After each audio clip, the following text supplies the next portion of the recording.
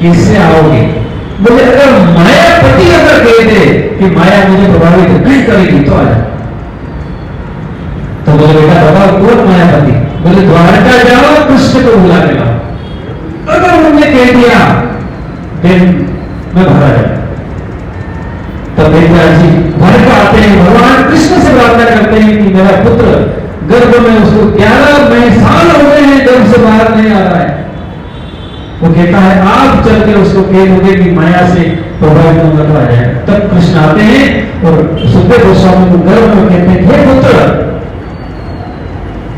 तुम बाहर आओ, मेरा कृपा है, मेरा आशीर्वाद है कि तुमको माया छू भी न सके।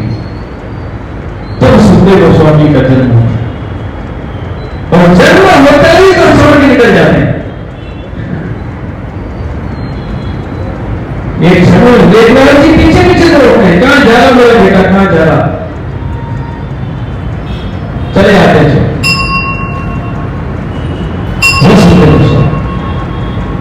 तब देवराज जी उनको ढूंढने के लिए अलग श्लोक याद करवाते हैं उनके शिष्यों को। बोलते हैं जंगल में गाना जो ये अधूरे श्लोक को पूरा करते हुए मेरा बेटा एक पकड़ लिया ना। आगे आएगा उसका वर्णन पता नहीं, एकदम से ज्यादा नहीं कि आज हम लोग 5 बजे की कथा हम लोग होने से प्रारंभ की, लेकिन कल 5 बजे करेक्ट चालू हो जाएगी। आज प्रथम दिन था तो सेटअप करने में समय लगा, लेकिन 5 to 9 तो 5 बजे कल तो करेक्ट प्रारंभ हो ही जाएगा। तो आगे वर्णन आता है सुखदेव गोस्वामी के बारे में पूछा। उसके बाद नारद मुनि ने बताया कि हे व्यासदेव आप सब करेंगे ऐसा, ग्रंथ की रचना करेंगे, आपको शांति मिल जाएगी। और वास्तव में श्रीमद् भागवत का ग्रंथ को बनाने के बाद वेदव्यास जी को इतनी शांति मिली जितनी उनको कभी भी नहीं मिली थी। उसके बाद आगे का वर्णन आता है श्रीमद् भागवत में अर्जुन के बारे में वर्णन आता है। क्यों? क्योंकि श्रीमद् भागवत आपको पता है कहां से प्रारंभ होती है। श्रीमद् भागवत का जो ग्रंथ है, महाभारत में महाभारत का जो युद्ध प्रारंभ हुआ था और जब खत्म हो जाता है, पांडव जीत जाते हैं, उसके बाद से श्रीमद् भागवत प्रारंभ होते हैं। इसका वर्णन आता है। इसमें क्या होता है, सारे पांडव जीत चुके हैं, कौरव हार जाते हैं, कौरव हार जाते हैं और जो द्रोणाचार्य के सुपुत्र हैं अपनी शक्ति का दुरुपयोग करके ब्रह्मास्त्र चला देते हैं। क्या नाम था उनका? अश्वत्थामा। इसके बाद की कथा आरती के बाद होगी। श्री गोपाल की हरे कृष्ण। एक शब्द बोलूंगा बहुत सुंदर स्पष्ट है, बोलिए मेरे पीछे। अर्जुन उवाच अर्जुन उवाच कृष्ण कृष्ण कृष्ण कृष्ण महाबाहो महाबाहो भक्तानां अभयंकर त्वं एकः दह्यमानानां अपवर्गः अस्सि संस्कृतेः। ये श्लोक है प्रथम स्कंद अध्याय 7 श्लोक नंबर 22। अर्जुन उवाच अर्जुन उवाच कृष्ण कृष्ण महाबाहो कृष्ण कृष्ण महाबाहो भक्तानां अभयंकर त्वमेको दह्यमानानां अपवर्गोऽसि संस्कृते। कृष्ण कृष्ण महाबाहो कृष्ण कृष्ण महाबाहो भक्तानां अभयंकरः त्वमेको दह्यमानानां अपवर्गोऽसि संस्कृते। कृष्ण कृष्ण महाबाहो कृष्ण कृष्ण महाबाहो भक्तानां अभयंकरः त्वमेको दह्यमानानां अपवर्गोऽसि संस्कृते। बहुत सुंदर श्लोक है। अर्जुन की प्रार्थना है कृष्ण से। जब वो ब्रह्मास्त्र उनकी ओर आ रहे थे तब उन्होंने प्रार्थना की थी इसका हिंदी अर्थ आप मेरे पीछे बोलिए। अर्जुन ने कहा, अर्जुन ने कहा, बोलिए, आप लोग खाना नहीं खा के आए क्या? लाउडली। अर्जुन ने कहा, अर्जुन ने कहा, हे भगवान श्री कृष्ण, हे भगवान श्री कृष्ण, आप सर्वशक्तिमान, आप सर्वशक्तिमान परमेश्वर हैं, परमेश्वर हैं। आपकी विविध शक्तियों की विविध शक्तियों की कोई सीमा नहीं है, कोई सीमा नहीं है। अतएव एकमात्र आप ही अपने भक्तों के हृदयों में अभय उत्पन्न करने में समर्थ है। भौतिक कष्टों की ज्वालाओं में फंसे सारे लोग केवल आप में ही मोक्ष का मार्ग पा सकते हैं। ये भगवान से प्रार्थना, कितना सुंदर श्लोक है। कृष्ण कृष्ण महाबाहो भक्तानामुदंकर त्वमेकोदः मानानाम् अपूर्वोऽसि संस्कृते। प्रार्थना है, ये कृष्ण हमारे सामने खड़े हैं, हम उनको क्या बोलेंगे जब ये श्लोक नहीं बोल पा रहे, जो भी किसी और ने बोला था अर्जुन ने, उसकी नकल करना, नकल भी नहीं आ रही। तो भगवान कृष्ण से अर्जुन जब प्रार्थना करते तो कृष्ण ब्रह्मास्त्र को रोकने के लिए ब्रह्मास्त्र चलाने को ऑर्डर करते हैं, और दोनों ब्रह्मास्त्र को देख करके फिर वापस व्यासदेव आकर के ब्रह्मास्त्र को वापस लेने के लिए निवेदन करते हैं। तब अश्वत्थामा कहता है मैं वापस नहीं ले सकता, मुझे नहीं आता है। तब अर्जुन दोनों ब्रह्मास्त्र को वापस लेते हैं। लेकिन जो दुष्ट होता है वो तो दुष्ट ही होता है। अश्वत्थामा द्रौपदी के मरे जो सोए हुए 5 पुत्र होते हैं उनको मार देता है, और 5 पुत्रों के सर ले जाके सीधे दुर्योधन को जाके खबर करता है कि मैंने 5 पांडव को मार दिया। दुर्योधन बोलता है कि मूर्ख हो तुम, तो पांडव को मारना था, पांडव पुत्र को क्यों मार के लिया? क्योंकि जैसे ही द्रौपदी को खबर लगती है कि 5 पुत्र की मृत्यु हो गई है, अर्जुन अश्वत्थामा को ढूंढने निकल पड़ते हैं, पकड़ कर लाते हैं अश्वत्थामा को, और पकड़ के लाने के बाद विवाद होता है। द्रौपदी और युधिष्ठिर कहते हैं छोड़ दो, ब्राह्मण पुत्र है, छोड़ दो। द्रौपदी कहती है कि ये जो 5 पुत्र मेरे वाले हैं, अगर इसको मार देंगे तो इसकी माता कृपी में क्या बीतेगी, उसकी मां का कष्ट देख करके मैं नहीं सह पाऊंगा, इसलिए छोड़ दो। युधिष्ठिर बोलते हैं हमारा गुरु का पुत्र है, ब्राह्मण पुत्र है, छोड़ दो। और भीम बोलते हैं नहीं, मार डालो, अभी कभी खत्म करो, हमारे 5 पुत्र मार। अर्जुन बोलते हैं मार डालो। तब अर्जुन को समझ में नहीं आती क्या करे क्या करे, तो भगवान उनको रास्ता बताते, उसके सिर की मणि निकाल करके छोड़ देते, अपमानित करके।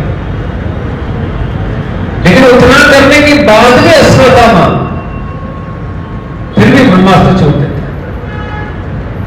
बोले मैं पांडव को न मार सका, लेकिन इनका जो कुल का जो वंश है, 5 पुत्र को मार दिए, अब एकमात्र एक ही बचा है जो उत्तरा के गर्भ में पल रहा है, उसको मार दूंगा। तो जो ब्रह्मास्त्र है ना, डेस्टिनेशन को शो करके चलाया जाता है। आजकल के तीर कमान नहीं है कि कहां भी चला दिया, बोला जिसको मारना है तो उसी को मार के आएगा, वो कहीं भी हो।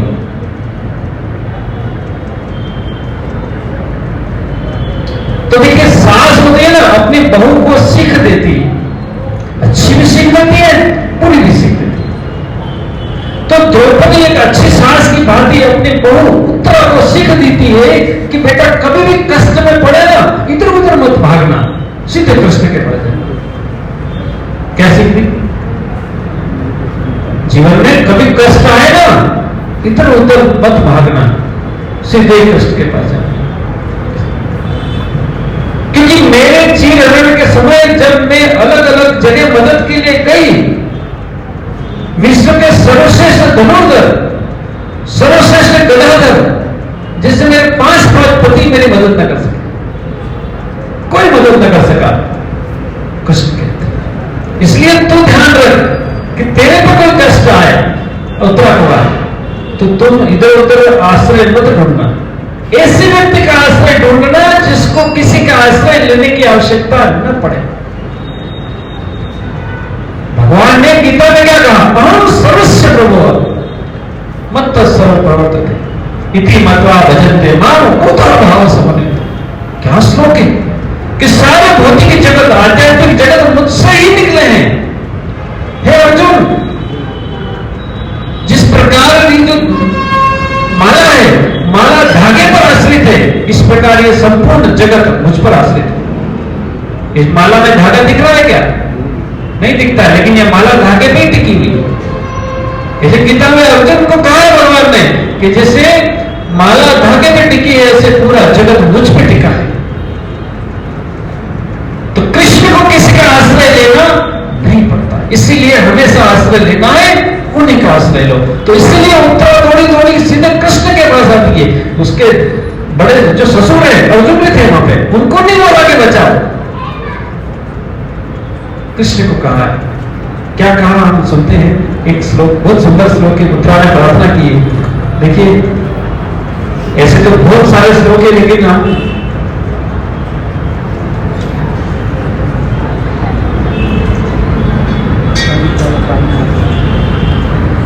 उत्तरा जो प्रार्थना करती है उस श्लोक को पढ़ेंगे, बहुत सुंदर श्लोक है।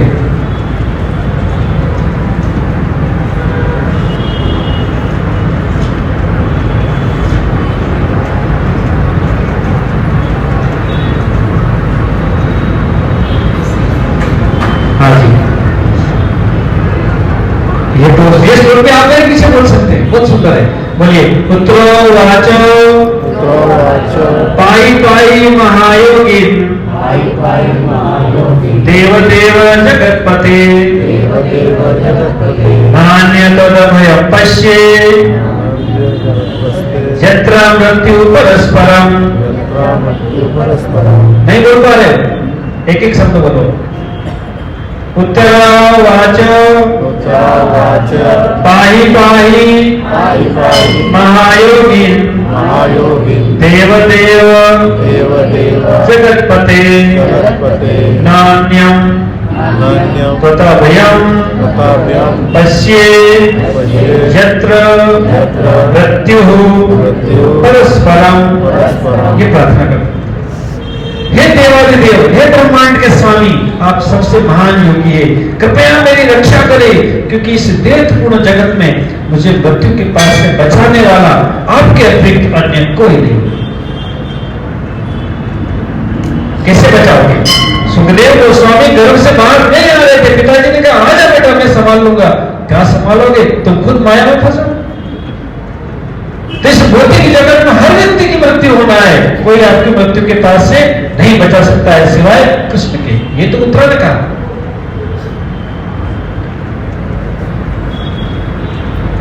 तब वो कहते हैं कि भगवान कृष्ण स्वयं अंगूठे के आकार को लेकर इतना छोटा आकार का उत्तरा के गर्भ में प्रवेश करते हैं, और उत्तरा के गर्भ में प्रवेश करके ब्रह्मांड से उत्तरा के गर्भ की रक्षा करते हैं। और उस जीव को जो उनके गर्भ में पल रहा था रक्षा करते हैं, और रक्षा करने के बाद उसका नाम क्या पड़ता है? विष्णुराट। क्या नाम पड़ता है? विष्णुराट।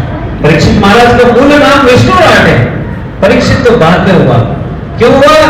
क्योंकि वो गर्भ में जब कृष्ण ने उनकी रक्षा की तो गर्भ के चारों ओर भगवान गधा लेके उनकी रक्षा कर रहे थे, ब्रह्मास्त्र। तो उस गर्भ ने देखा कि कौन मेरी रक्षा कर रहा है, उनका मुखमंडल देखा। वो पैदा होने के बाद विष्णुराट जिसको देखता उसको तुलना करता, ये तो नहीं था, ये तो नहीं था, ये तो नहीं था, ये तो नहीं था। तो इसलिए नाम पड़ गया परीक्षित, हर किसी की परीक्षा कर रहा है, ऐसा इसलिए नाम उनका परीक्षित पड़ा। अब इतना सब हो गया, उत्तरा के गर्भ की भगवान ने रक्षा की। उसके बाद अब भगवान कृष्ण पुनः अपने धाम को यानी द्वारका को लौटने वाले होते हैं। जो जहां से आया वहां तो जाना ही है ना, 6 माह हो गए, 8 माह हो गए, अब तो जाना पड़ेगा। तो जाने के लिए जैसे ही अपने रथ पर आरूढ़ हुए, कुंती महारानी ने रोक लिया भगवान कृष्ण। क्या जीवन की स्तुति की है कुंती महारानी ने। हम तो यहां पे कथा कर चुके हैं 3 दिन की, उस पर कुंती महारानी की स्तुति। एक एक श्लोक अद्भुत श्लोक है। कुंती महारानी भगवान कृष्ण को रोक करके कहती हैं, नमस्ये पुरुषोत्तम ईश्वरं प्रकृते परं लक्ष्यं सर्वभूतानां अंतर्बहिर्वस्थितम्। क्या कहती है? हे कृष्ण, मैं आपको नमस्कार करती हूँ क्योंकि आप ही आदि पुरुष हैं, इस भौतिक जगत के गुणों से निर्लिप्त रहते हैं। आप समस्त वस्तु के भीतर भी हैं, बाहर भी हैं, फिर भी सबके लिए अदृश्य है। ये कृष्ण की विशेषता बताती है कुंती महारानी। 2 श्लोक आप मेरे पीछे बोलेंगे, बहुत सुंदर श्लोक है, मेरे पीछे बोलिए, आपको याद भी हो जाएंगे। कृष्णाय वासुदेवाय देवकी नंदनाय च नंदगोप कुमाराय गोविंदाय नमो नमः। आप भगवान से ये श्लोक बोल के प्रणाम भी कर सकते हैं, प्रार्थना भी कर सकते हैं। अद्भुत श्लोक है। नमः पंकजनाभाय नमः पंकजमालिने नमः पंकजनेत्राय नमस्ते पंकजाग्रये। कुंती महारानी कृष्ण को प्रणाम कर रही है, लेकिन रिश्ते में वो कुंती महारानी कृष्ण की बुआ लगती है। तो हमारे जब बुआ आएगी तो वो प्रणाम करेगी कि हम करेंगे? बताओ, बुआ को हम करेंगे ना। लेकिन कुंती महारानी कृष्ण को प्रणाम करती है, लेकिन अलग तरीके से। नमः पंकजनाभाय, भगवान कृष्ण को है कि आपके जो उधर जो नाभि है वो कमल के सदृश है। पंकज नाभा है, पंकज का मतलब क्या है? कमल। कमल का फूल जब नहीं खिलता है तो ऐसे दिखता है, तो वैसे आपकी नाभि है पंकज। बोला नमः पंकज नाभाय नमः पंकज मालिने। आपके गले की जो माला है वो कमल की, आपके गले का जो कंठ है वो भी कमल के समान दिखता है। उसके बाद नमः पंकज नेत्राय, आपके जो नेत्र है वो कमल के समान है। भगवान के हर चीज की तुलना कमल के साथ की। तो आखिरी में नमस्ते पंकजाग्रये, नमस्ते नमः नमः नमः, फिर नमस्ते पंकजाग्रये, आपके चरण कमल को मैं प्रणाम करती हूं। तो ये साइकिल है, चक्र है। वेट, अभी नहीं, ये साइकिलिक चक्र है। आचार्य हमको बताते हैं, देखिए भागवत सुनना बड़ी बात नहीं है, भागवत सुनाना बड़ी बात नहीं है, भागवत में क्या बताया उसको जीवन में कैसे लागू करें ये महत्वपूर्ण है। तो इस शोध के माध्यम से आचार्य हमको बताते हैं कि कुंती महारानी कैसे प्रणाम, कहीं हमको भगवान का दर्शन कैसे करना, प्रणाम करना। तो इसीलिए हमको भगवान का दर्शन करने पर सीधे सबसे पहले उनके चरण के दर्शन करना चाहिए। चरण के बाद धीरे धीरे नीचे से ऊपर आके दर्शन करते आए। चरण, जंगा, उदर, वक्षस्थल, बाहु, कंठ, उसके बाद मुखमंडल, यहां आना चाहिए। हम तो सीधे वहां चले जाते हैं, चरण से शुरू होके जाओ। तो कुंती महारानी ने चक्र पूरा कर दिया, नाभि, गला, नेत्र और पांव, चक्कर कर दिया। बुआ थी ना, कृष्ण सर्वदा ना हो इसलिए सीधे चरण से शुरू नहीं किया, लेकिन हम उनकी बुआ नहीं है, इसलिए हमको कहां से शुरू करना है? चरण से। जब भी मंदिर आए दर्शन करने का नियम ये रखें, भगवान के चरण को सबसे पहले। कारण है यही आपका मूल स्थान है। चरण कमल है ना भगवान के, यही हमारा घर है, वहां जाएंगे भगवत धाम तक। ऐसा समझते कुंती महारानी की प्रार्थना है भगवान को कहीं। आगे भी श्लोक आएंगे, अभी खतरनाक वाला श्लोक अब आएगा,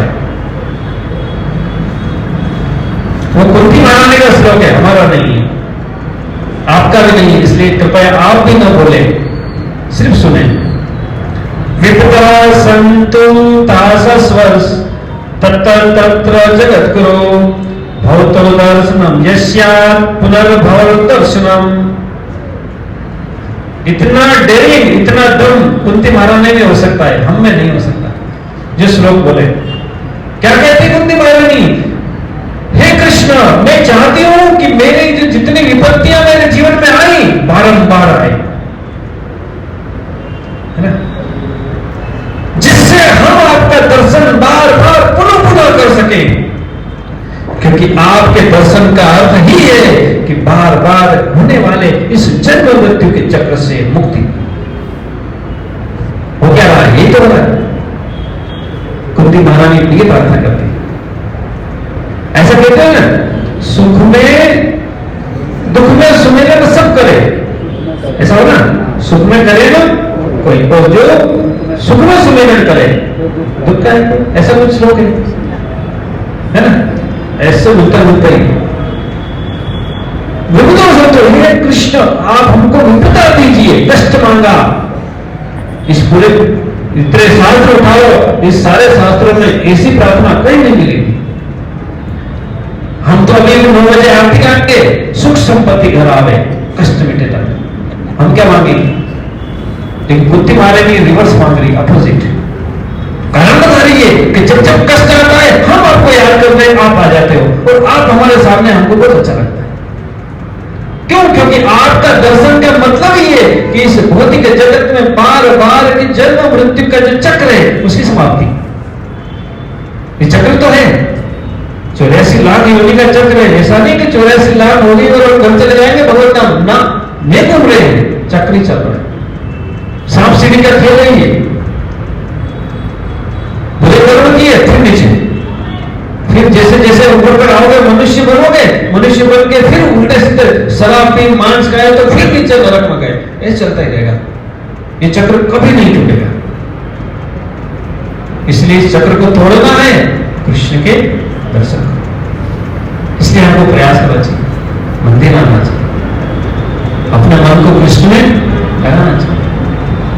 गीता में इसलिए तो कहे वो मन माना भव मत भक्त मध्यागी हम नमस्कुरु।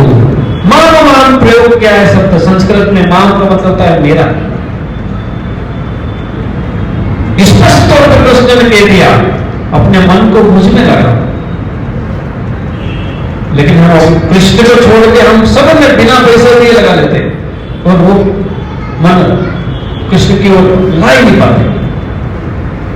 आगे कुंती महारानी फिर प्रार्थना करते हैं। कुंती महारानी की प्रार्थना को सुन करके कृष्ण कुछ दिन और रुक जाते हैं। एक श्लोक और बोल देते हैं, नमो किंचन वित्ताय, बोलिए नमो किंचन वित्ताय निवृत्त गुणवृत्तये। इतना कठिन तो नहीं है। नमो अकिंचन वित्ताय निवृत्त गुणवृत्तये आत्माराम शांताय केवल्यपतये नमः। कृष्ण को कहा है मैं निर्धनों के धन आपको नमस्कार करती हूँ। तो कृष्ण को क्या कहा, अकिंचन वित्ताय। अकिंचन मतलब जो गरीब है, जिसके पास कुछ नहीं है, उसका नाम होता है अकिंचन। अकिंचन वित्ताय, निर्धनों का धन है कृष्ण। इसलिए तो मीरा भाई गाए, क्या गाए, पायो जी मैंने राम रतन। हाँ, यही तो कहा उन्होंने भी। और कोई धन नहीं, जो कोई चोर लूट नहीं सकता, कोई कुछ नहीं कर सकता, खर्च भी नहीं होता, गिनती में होता है, वो धन है। अकिंचन वित्ताय का मतलब ये है आप प्रकृति के भौतिक गुणों से कोई सारोकार नहीं है, आप आत्मतुष्ट है, परम शांत है और सबके केवल ये पति है। कृष्ण को बोल रही कुंती महारानी, कैसी प्रार्थना है, अद्भुत श्लोक। और आगे फिर बोलते हैं, कुंती महारानी की प्रार्थना को सुनने के बाद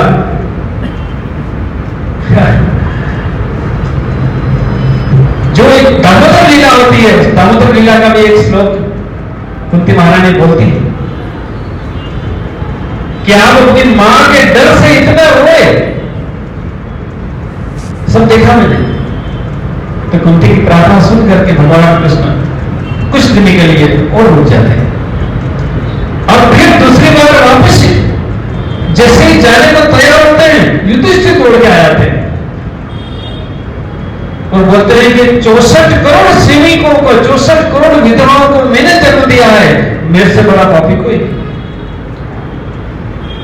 मेरे ही राज्य पाने की इच्छा के लिए इतने लोगों को मैंने बलि दे दी, हे कृष्ण मुझसे बड़ा कोई पापी नहीं। ये युधिष्ठिर आगे बोल, तो भगवान कृष्ण बोलते हैं नहीं ऐसी कोई बात नहीं है। अब वही भगवान कृष्ण अर्जुन को ज्ञान दिया, युधिष्ठिर को भी सुना देते, नहीं सुनाया। बोले युधिष्ठिर साथ रहो, अपने जो पितामह है ना अभी भी लेटे हैं, जो उत्तरायण की प्रतीक्षा कर रहे हैं, उनके पास चलो, वो ज्ञान देंगे। तभी भीष्म पितामह के पास भगवान कृष्ण सारे पांडवों को लेकर जाते हैं और उसके बाद वहां पर जैसे ही भीष्म पितामह के सामने भगवान कृष्ण जाते हैं, अब सोचो क्या स्थिति हो रही होगी। युद्ध क्षेत्र में जहां पर सैकड़ों हजारों लाखों सैनिक मरे पड़े हैं, लाशें सड़ रही है, बदबू आ रही है, उसके बाद भी भीष्म पितामह द्वारा दिए गए ज्ञान को सुनने के लिए हजारों ऋषिगण एकत्र हो जाते हैं बिना किसी इन्विटेशन, व्हाट्सएप, ईमेल, मोबाइल के। भीष्म पितामह का ज्ञान लेने के लिए एकत्र होते हैं और वहां पर जाकर के भगवान कृष्ण के अनुग्रह निवेदन पर भीष्म पितामह पांडवों को राजनीति धर्म की शिक्षा देते हैं और शिक्षा देने के बाद जो भीष्म पितामह अपनी देह त्यागना चाहते हैं, लेकिन देह त्यागने के पहले भीष्म पितामह भगवान कृष्ण से प्रार्थना करते हैं।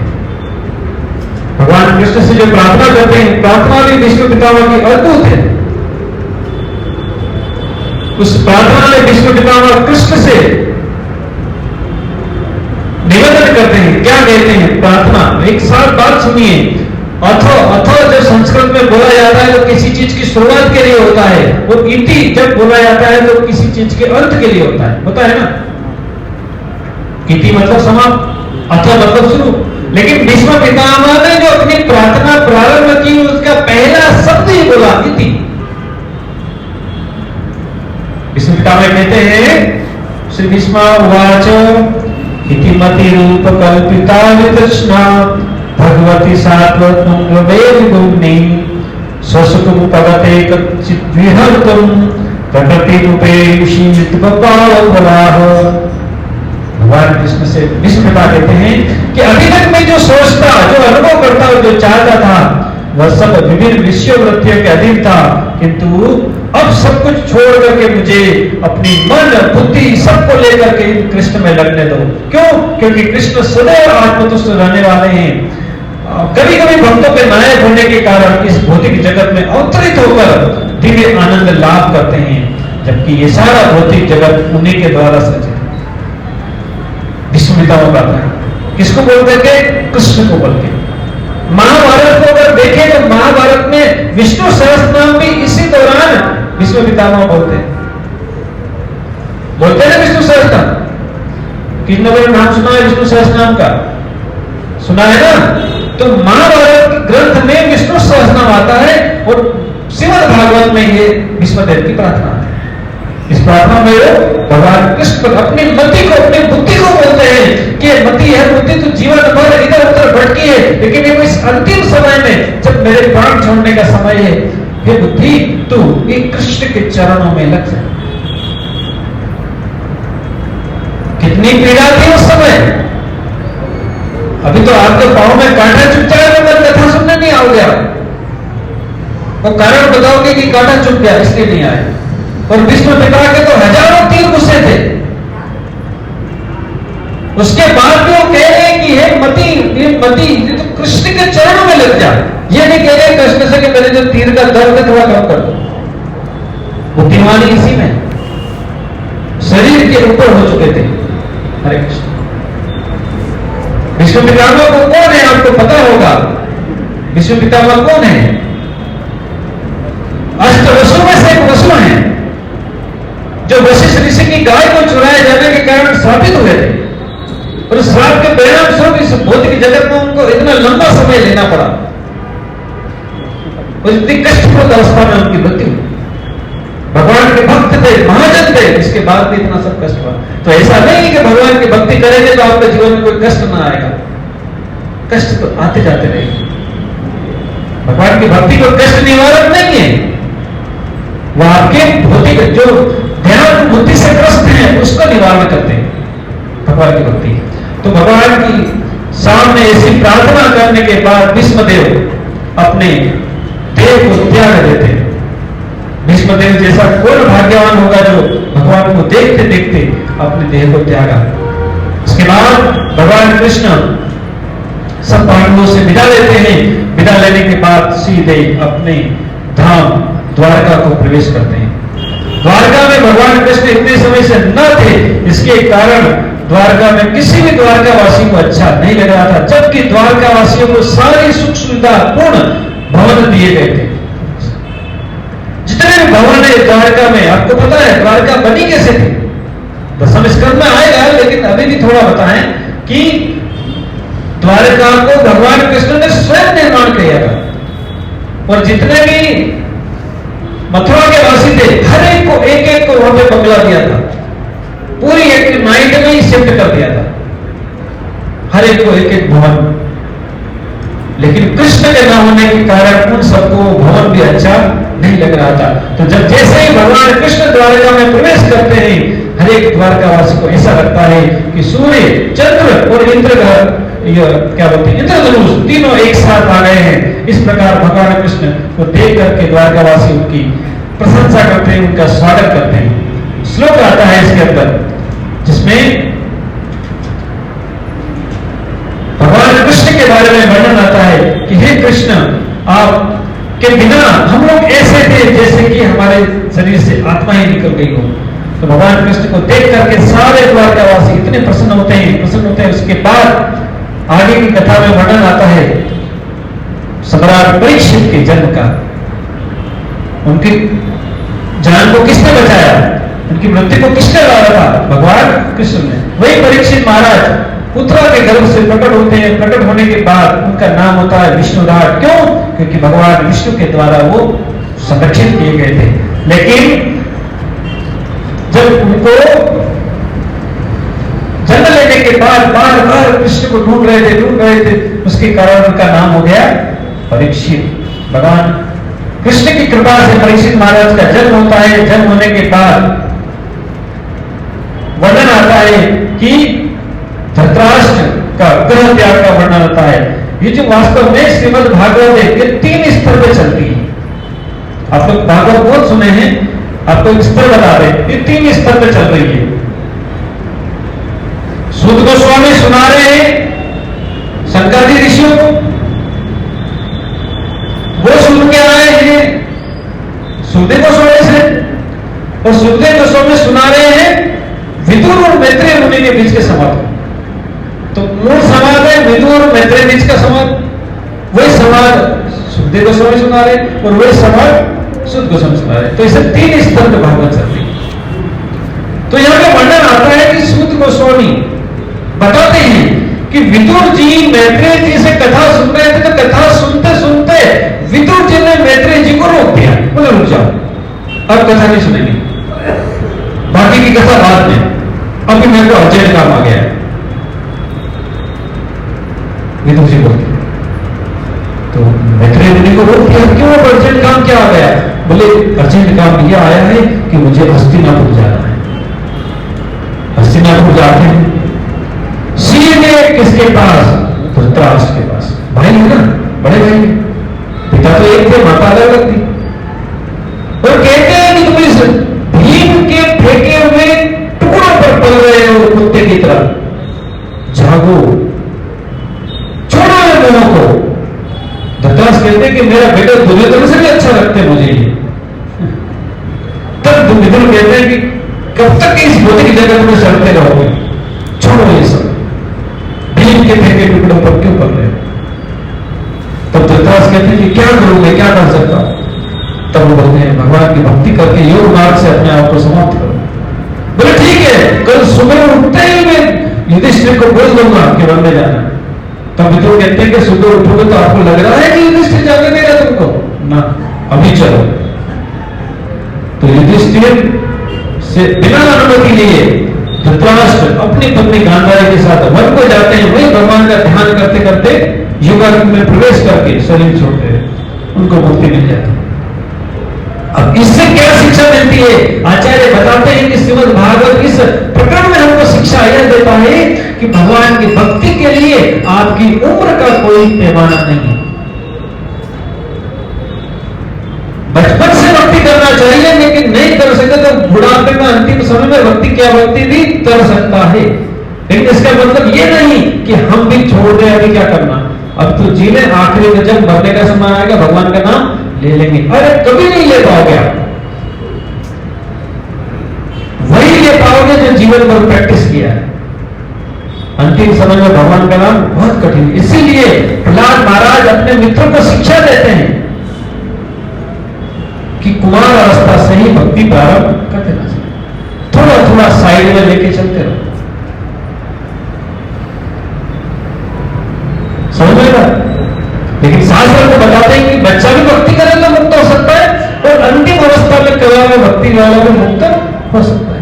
तो विदुर जी ऐसा कह करके धृतराष्ट्र को मुक्त करा करके आगे बढ़ते। उसके बाद धृतराष्ट्र के ग्रह के बाद भगवान कृष्ण अंतर्ध्यान हो जाते। भगवान कृष्ण के अंतर्ध्यान होने के बाद भगवान कृष्ण अर्जुन से कहते हैं कि हे अर्जुन, तुम मेरी समस्त रानियों को लेकर के मथुरा राज्य में छोड़ देना। तो जैसे द्वारका से अर्जुन भगवान की सब रानियों को लेकर निकलते हैं, एक आदिवासी सामान्य सा धनुष लिया आता है, अर्जुन को हरा देता है। अर्जुन के पास तो गांडी होता है, पर वो हरा देता है। वास्तव में वो कृष्ण स्वयं थे, अर्जुन को बताने के लिए कि हे अर्जुन, जो समर्थ था तुम में, वो समर्थ मेरे ही द्वारा दिया था। पावर देखते हैं भौतिक जगत में एक सामान्य व्यक्ति को पुलिस का सब इंस्पेक्टर बना दो, फिर देखो पावर उसका, पावर गवर्नमेंट ने दिया है उसको, तो वो ऐसे रहता है। सस्पेंड कर दो, रिटायर कर दो, ढीला हो जाएगा। वही अर्जुन के साथ कृष्ण को अर्जुन की आवश्यकता थी, इसके कारण कृष्ण ने अर्जुन को इंपावर्ड किया अपनी शक्ति से। और जब कृष्ण अपने स्वधान गए, अर्जुन से अपना सारा भाव छीनते गए। उसी के कारण अर्जुन कृष्ण की वाणियों की रक्षा उनसे नहीं कर सके। सब रानी अपना देह त्याग देती है, और वो देह में जो ब्लड गिरता है उसके कारण आज भी द्वारके के पास कोई स्थान है, वहां की मिट्टी लाल होती है, और उसी को गोपी चंदन कहते हैं, जो हमने तिलक लगा रखा है। ये गोपी चंदन वही तिलक है, वही मिट्टी है, इसमें कृष्ण की रानियों का रक्त मिला है। जो लोग नेशनल होते हैं वो इसी से तिलक लगाते हैं। अर्जुन आते हैं, आने के बाद जैसे ही वो युधिष्ठिर से मिलते हैं, अर्जुन के चेहरे का तेज समाप्त हो चुका होता है। अर्जुन से युधिष्ठिर पूछते हैं कि हे भाई, हे अर्जुन, क्या हुआ, तुम्हारे चेहरे का इतना नूर क्यों होता है? आपका चेहरा बिल्कुल ऐसा लग रहा है कि तुमको किसी ने मदद मांगी और तुम उसकी मदद न कर सके, किसी शरणार्थी की रक्षा न कर सके, किसी ने दान मांगा तो वो दान न दे सके। बताओ तो बताओ क्या हुआ? अर्जुन बोल नहीं पाता, कुछ नहीं करता। तो फिर युधिष्ठिर कहते हैं, क्या हमारे कृष्ण अब नहीं रहे? तो अर्जुन कहते हैं कि हाँ, वो हम सबको छोड़ के अपने धाम को पुनः लौट गए। तो अर्जुन कहते हैं कि हे बड़े भाई, ये भ्राता युधिष्ठिर, मैं अब तक समझता था कि अर्जुन कितना ताकतवर है, अर्जुन कितना शक्तिशाली है।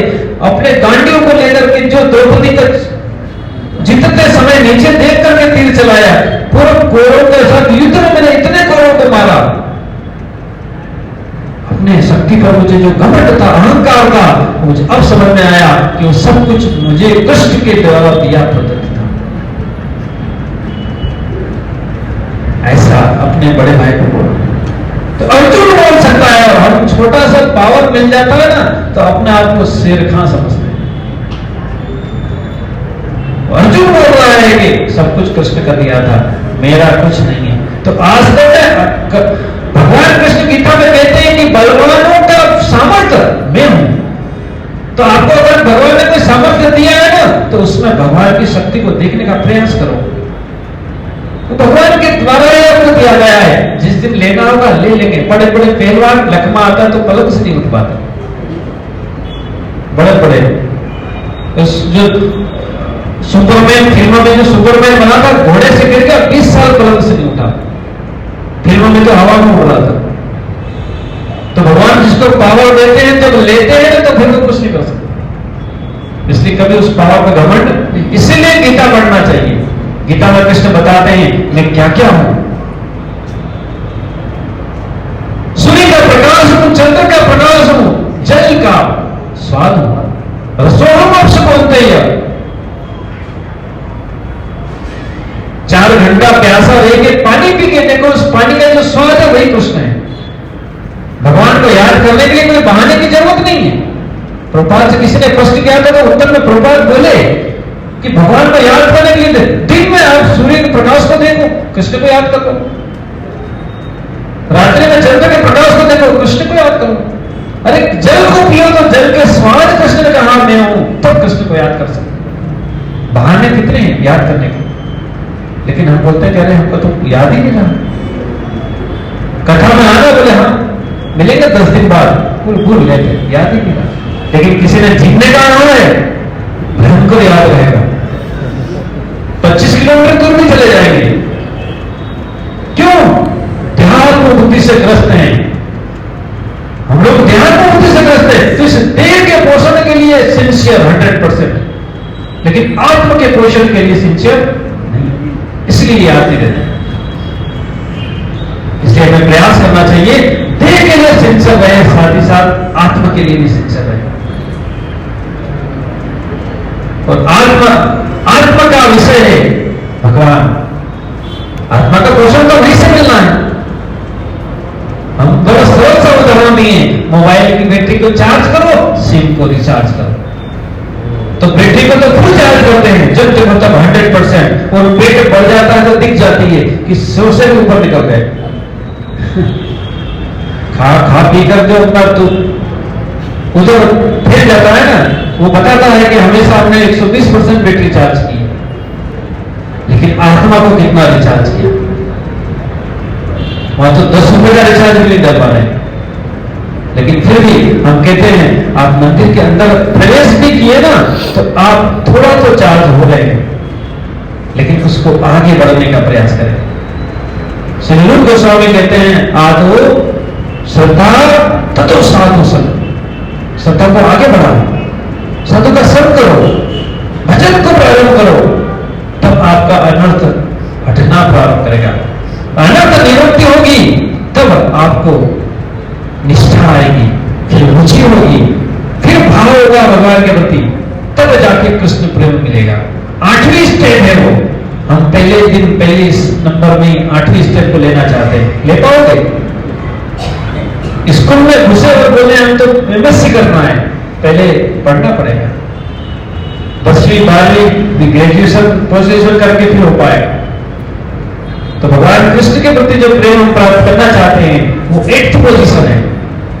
उसके पहले श्रद्धा। आप सब में मंदिर घुसता वही है जो श्रद्धावान है, नहीं तो वहां कुर्सी में बैठा रहता 2 घंटे बात करके चला जाएगा। श्रद्धावान ही मंदिर में आता है। इसलिए गीता में कृष्ण ने कहा है, हम बार-बार बताते हैं क्या, बहुनाम जन्म नामन्ते ज्ञानवान मां प्रपद्यते। कितना अद्भुत श्लोक है।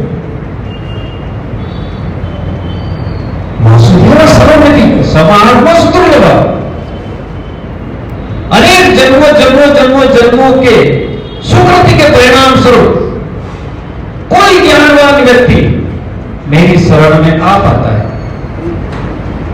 भूनाम जन्मनामन्ते ज्ञानवान मां प्रपद्यते। क्या जानता हो? वासुदेवम सर्वमिति, कि जो भगवान कृष्ण है वही सब कुछ है, वो जानता है। वासुदेवम सर्वमिति सर्वहात्मा सुदुर्लभ, ऐसा महात्मा बहुत दुर्लभ है। तब तक जन्मों की कोई भक्ति के परिणाम स्वरूप हम मंदिर में घुस पा रहे हैं, नहीं तो लोग मंदिर जाते ही। इसलिए हमें प्रयास करना चाहिए कि भक्ति को आगे बढ़ाओ, फैलाओ इसको। इसलिए कथा में रुचि देना चाहिए, लेकिन कथा में रुचि आती नहीं है। कैसे आएगी? कौन सी गोली खाना है? कोई गोली खाने की जरूरत नहीं, कथा में बैठो, यही गोली है। हमारे श्रील गोपाल उपदेशामृत के एक श्लोक से जो रूप गोस्वामी ने लिखा है कि पीलिया का रोगी को शक्कर मीठी नहीं लगती, पीलिया का रोगी को शक्कर मीठी नहीं लगती, लेकिन वो उस जो मिश्री होती है उसको खाता रहे, एक न एक दिन वो मिश्री उसको मीठी लगने लगेगी। तो मिश्री ही उसका इलाज है पीलिया का। तो ऐसे ही कृष्ण कथा के लिए जो हमारी अरुचि है उसका इलाज कृष्ण कथा ही है,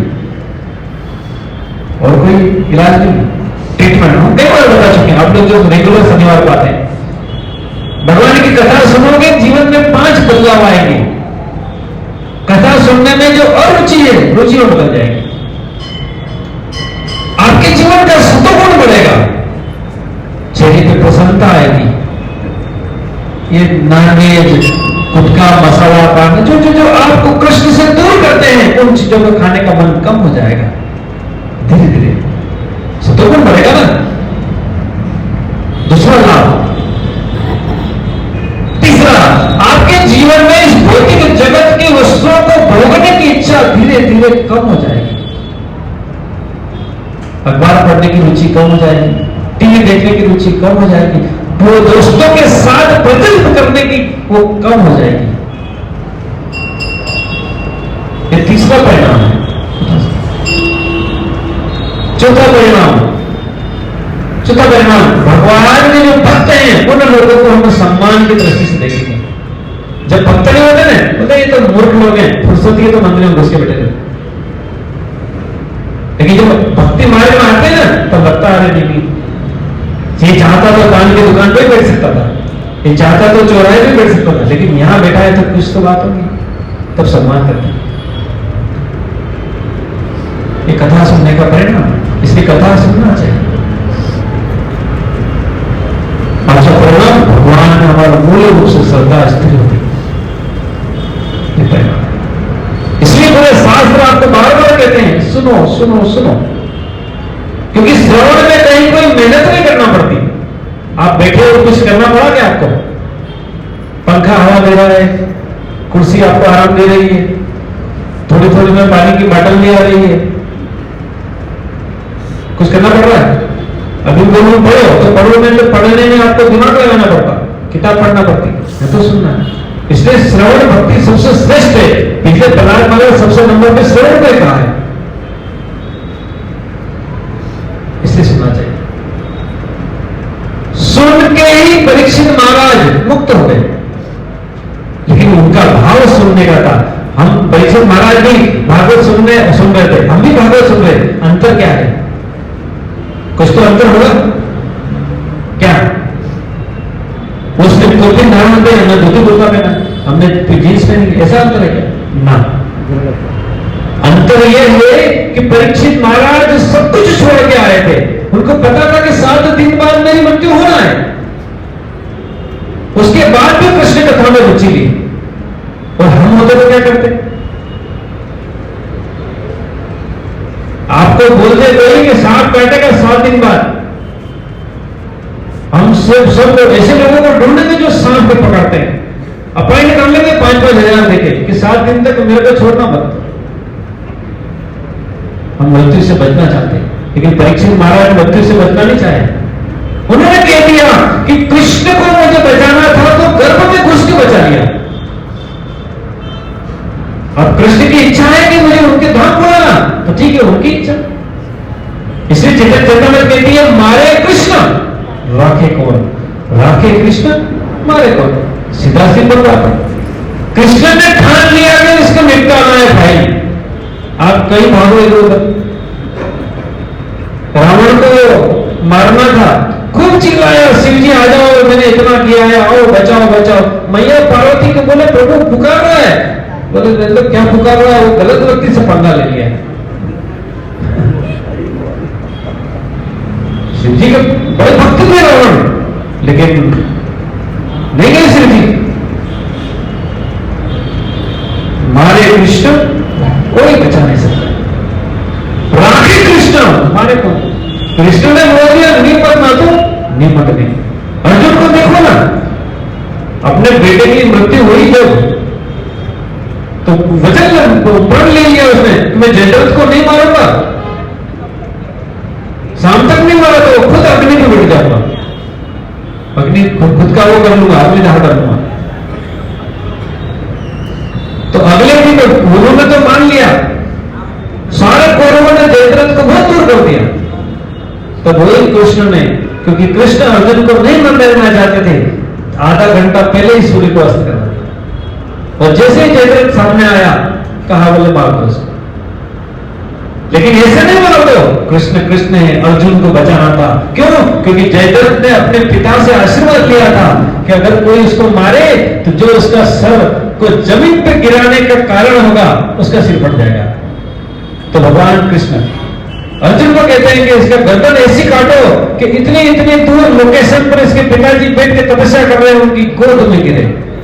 तो सीधे जयद्रथ का सिर जैसे गोद में गिरता है, अचानक आई गिरी वस्तु को फट से हटा देते हैं उनके पिताजी, तो जैसे सिर पर जमीन पर टच होता है उसका सिर फट जाता है। ये कृष्ण है, राखे कृष्ण हमारे को। अर्जुन को बचाना था ना, बचा लिया। नहीं तो क्या, अगर वो बोलते कि चलो जयद्रथ को मार दो, ये रहा, मारते तो जैसे ही जयद्रथ का सिर नीचे गिरता अर्जुन का सिर फट जाता। लेकिन कृष्ण ने बचाया, क्यों? वो चाहते थे। इसलिए हमको अपने आप को पूर्ण रूप से कृष्ण पर शरणागत होना चाहिए। तो आगे की कथा में पांडव अब सोचते हैं कि जब कृष्ण चले गए तो हम क्या करेंगे, वो भी रिटायरमेंट ले लेते हैं। जब संपूर्ण शक्ति सामर्थ्य था तब भी कृष्ण को याद कर रहे थे। आज सब कुछ परीक्षित को देने के बाद जब वो हिमालय की ओर जा रहे हैं, हाथ में धनुष के स्थान पर लाठी है, फिर भी मन में कृष्ण ही है, यह अंतर है। तो पांचों पांडव अपनी निवृत्ति कर लेते हैं। उसके बाद परीक्षित महाराज का राज्य में कलयुग आता है। धर्म के रूप में बैल और गाय के रूप में पृथ्वी को प्रताड़ित करता है, 3 टांग काट देता है। कितनी टांग? करुणा, सत्य और क्या? दया, करुणा, यकीन, दान, तप, ये 4 टांग धर्म की होती है। तो तप, दान और दया तो 3 काट चुका होता है, चौथी को काटने की तैयारी थी। और परीक्षित महाराज बोल जाते हैं, मेरे राज्य की सीमा में तुम ये इतना अत्याचार करने वाले होते कौन हो? बेल से पूछते, धर्म रूपी बेल से कि तुम भटका, तुम्हारी ये अवस्था का कारण कौन है? तो धर्म रूपी बोल कहते हैं, बेल कहते हैं कि मुझे क्या बताऊं आपको कि कौन इसका जिम्मेदार है? कोई जिम्मेदार नहीं है, कोई इसका वो नहीं। इस कलयुग में एकमात्र सत्य बचा हुआ है, बाकी सब खत्म हो गया है। दया खत्म हो गई, कुछ कुछ है बस, बाकी तो खत्म। दान खत्म। तब हम जो आधा घंटा से बैठे हैं, 2 घंटा से, ये भी तब ही है, तो थोड़ा थोड़ा बचा है, बहुत बचा हुआ है। इसके बाद कलयुग को कहते हैं परीक्षित महाराज के, तुझे मार दूंगा, खत्म कर दूंगा, मेरे राज्य में रहने नहीं दूंगा। कलयुग बोलता है आप नहीं मार सकते, मेरा टाइम आ गया, मेरा टाइम आ गया, आप मुझे रोक सकते। बस आप तो आप आपके राज्य में मुझे स्थान तो कहां में रहूं? तो फिर राजा परीक्षित स्थान देते हैं, 4 जगह देते हैं जहां पे मांसाहार हो रहा है, जहां पर नशा हो रहा है, जहां पर जुआ खेला जा रहा है, और जहां पे व्यभिचार हो रहा है। 4 स्थान आपको दिए। जब कलयुग होता ठीक है, लेकिन कलयुग बोलता है महाराज आपके राज्य में तो 4 है नहीं। जिसे यदि यहाँ पर एक भी कुर्सी खाली नहीं और किसी को बोलोगे आओ आओ कुर्सी में बैठो, तो देखेगा कुर्सी तो खाली है, नहीं बैठो ना। तो परीक्षित महाराज भी यही बोले किस 4 स्थान पे जाओ। कलयुग कहेगी कहां जाऊं?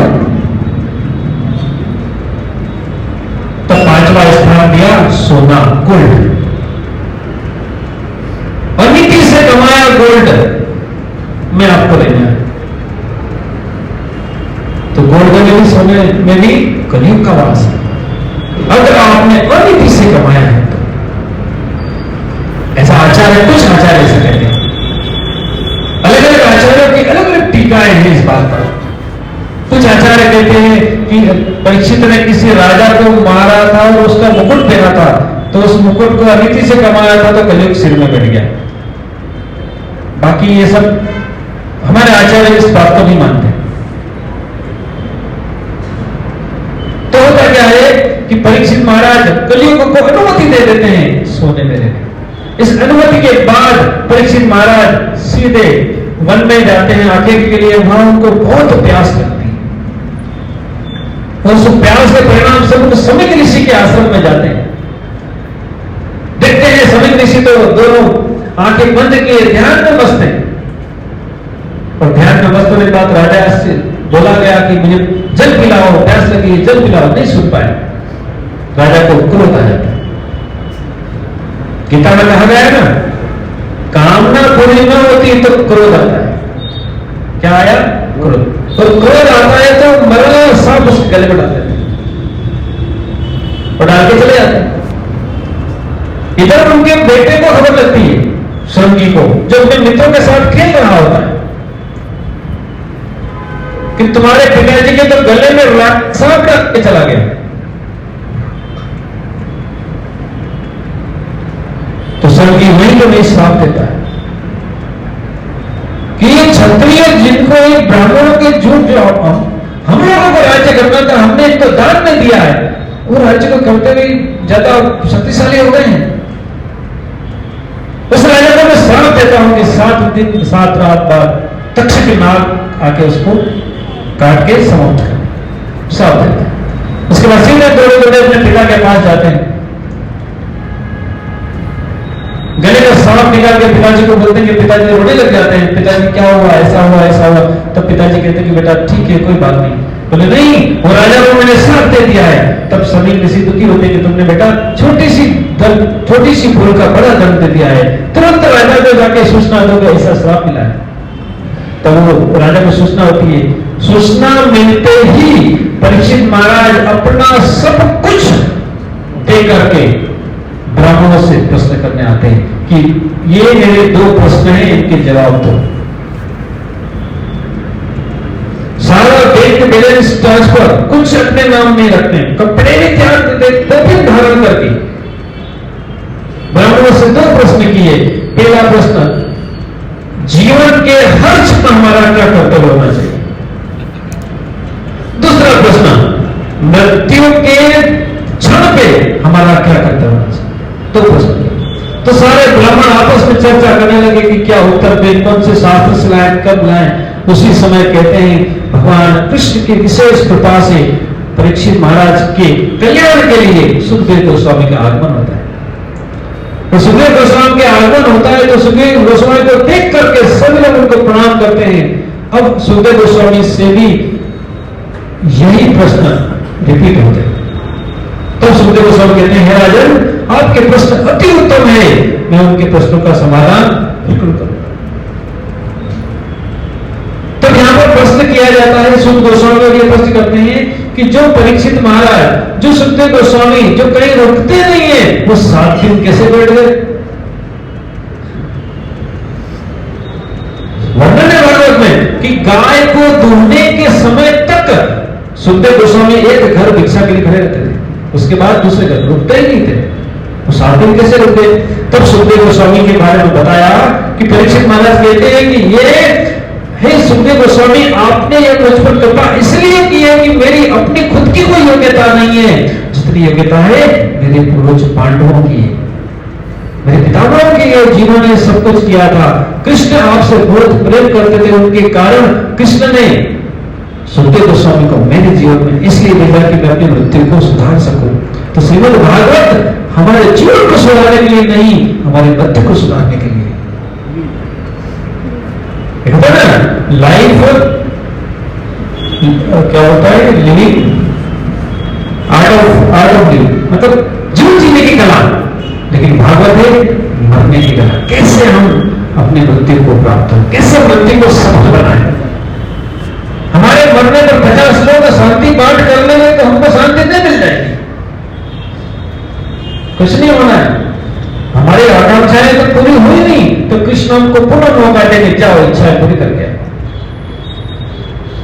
तो इससे बेटर श्रेष्ठ है कि अपने आप को भक्ति मार्ग में लेकर के अपनी इच्छाएं खुद ही कम करो, क्योंकि जब तक आप इच्छा शून्य नहीं होगे, ये भौतिक जगत के अंदर आपका सूक्ष्म शरीर, स्थूल शरीर, ये चलता ही रहेगा।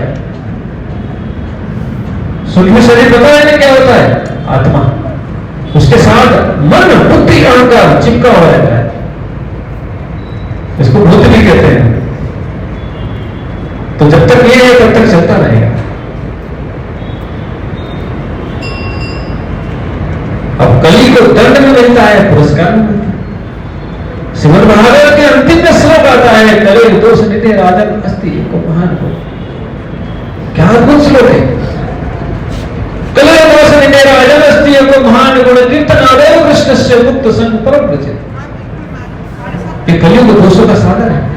वास्तव में परीक्षित महाराज कलियुग को फिर भी नहीं घुसने देते, लेकिन इसीलिए घुसने दिया, अलाउ किया। कली दोषों का सागर है, लेकिन एक महान गुण है, कीर्तनादेव कृष्ण से मुक्त संग परम प्रचित। कृष्ण के नाम का अगर आप कीर्तन ही कर लेंगे, इस कलियुग के दोष से मुक्त हो जाएंगे। इसलिए हम लोग हरे कृष्ण कीर्तन करते हैं। कीर्तन करने का मूल कारण ये तो है, भगवान का नाम भगवान से अभिन्न है, बिल्कुल अलग नहीं है, इसलिए कीर्तन कहते हैं। इसके बाद कलियुग को दर्द दे दिया, पुरस्कार दे दिया। फिर ब्राह्मण बालक की श्राप लगने के बाद सुखदेव गोस्वामी आते हैं। सुखदेव गोस्वामी के वर्णन के बाद में प्रथम स्कंद के अंतिम अध्याय में सुखदेव गोस्वामी प्रकट होकर के राजा को कहते हैं, हे राजन, मैं तुम्हारी बात से समझ हूं, तुम्हारे जो प्रश्न है दोनों। क्या दो प्रश्न थे, फिर से बताओ। जीवन के प्रत्येक क्षण में हमारा क्या लक्ष्य होना चाहिए?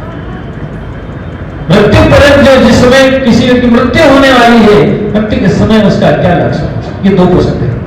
ये दो प्रश्न पूरी भागवत का उत्तर है।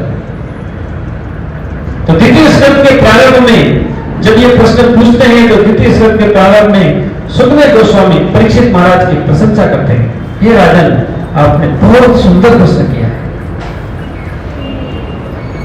श्री सुखदेव महाराज, सुखदेव गोस्वामी कहते हैं, वरियाने सति प्रश्न कृतो लोहित नृप आत्मविस्फोटम साम स्वतव्यादिशुयतर। हे राजन, आपका प्रश्न महिमामय है, क्योंकि ये सब प्रकार के सब लोगों का लाभप्रद है। इस प्रश्न का उत्तर श्रवण करने का मुख्य विषय है, समस्त आध्यात्मवादियों ने इसको स्वीकार किया है। इसलिए हमको जीवन में प्रश्न भी ऐसे करने चाहिए कि उस प्रश्न के उत्तर से न सिर्फ हमको बाकी सबको लाभ मिले। आपके प्रश्न ऐसे होना चाहिए, व्यक्तिगत न करते हुए ऐसे प्रश्न पूछना चाहिए जिससे हम सबको लाभ मिले। तो सुखदेव गोस्वामी प्रशंसा कर रहे हैं परीक्षित महाराज की। क्यों? क्योंकि यही तो है हमारे जीवन का लक्ष्य। क्या है? हर क्षण कृष्ण को याद करना। ये तो भागवत हमको बताती है। मृत्यु के समय अंतिम क्षण में क्या याद करना चाहिए? कृष्ण को याद करना। क्यों? क्योंकि गीता में कृष्ण ने कह दिया। गीता में क्या कहा था?